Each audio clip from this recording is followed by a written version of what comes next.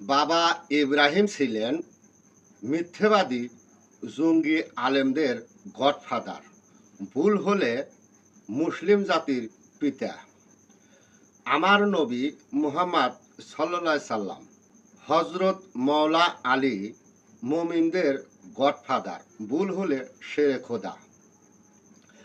আল কোরআন তাফসিরকারীগণ তাফসির করতে গিয়ে সর্বশ্রেষ্ঠ নবী হিসাবে বুঝিয়ে গেছেন বাবা ইব্রাহিমকে, কিন্তু আল কোরআন খতিয়ে দেখা যায় বাবা ইব্রাহিম বাল্যকাল প্রাপ্ত বয়সে দেশের কোনো আইন কানুন মানতেন না।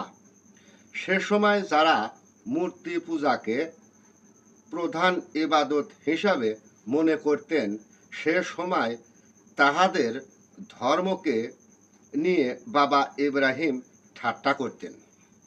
তাহাদের উপাস্য মূর্তিগুলিকে ভেঙে কুড়িয়ে দিয়ে বাবা ইব্রাহিম ঠাট্টার ছলে মিথ্যের আশ্রয় নিতেন।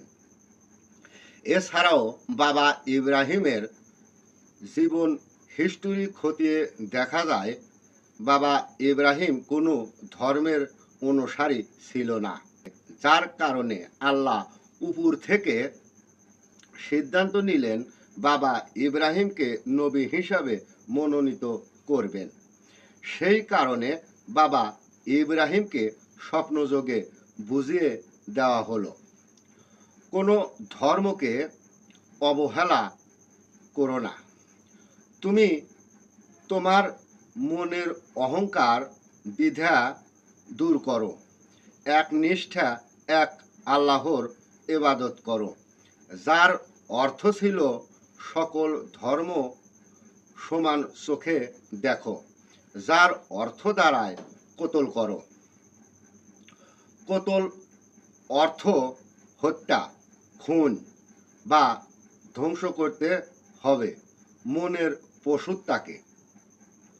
কিন্তু বাবা ইব্রাহিম সেই সিদ্ধান্ত না পৌঁছে সমাজ স্বীকৃত বিবাহ করা স্ত্রীর সন্তান সাহারা ছেলেকে রেখে ইসমাইলকে কতল করতে সিদ্ধান্ত করেন।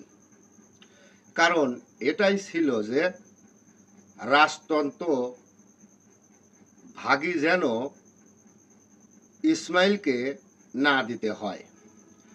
রাজপ্রাসাদ এবং রাজতন্ত্র যেন ইসাহাকের ভাগে রয়ে যায়।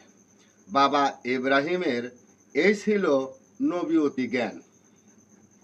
সেই জ্ঞানী নবী বাবা ইব্রাহিমের অনুসারী বর্তমান সমাজের জঙ্গি আলেম ওলামাগণ আল কোরআনের সকল বাণীকে উল্টা বুঝিয়ে গেছেন। সালাতের অর্থ করেছেন নামাজ, আর সেই নামাজ আদায় করতে বাবা ইব্রাহিমের কাবাকে উসিলা করে আদায় করতে থাকেন। নবী মুহাম্মদ সাল্লাল্লাহু সাল্লাম এর সালাত মুমিন হয়ে আদায় করতে হলে দফায় দফায় কর্ম করতে হবে, আর নামাজ আদায় করতে হলে দফায় দফায় কর্ম বাদ দিয়ে নামাজ আদায় করতে হবে। এখন ধর্মীয় জ্ঞানীদের বলতে চাই, মিথ্যাবাদী বাবা ইব্রাহিম কি করে মুমিনদের শ্রেষ্ঠ নবী হয়? আমার কাছে শ্রেষ্ঠ নবী মুহাম্মদ সাল্লাল্লাহু সাল্লাম। বুঝে থাকলে ধন্যবাদ, বুঝে না থাকলেও ধন্যবাদ।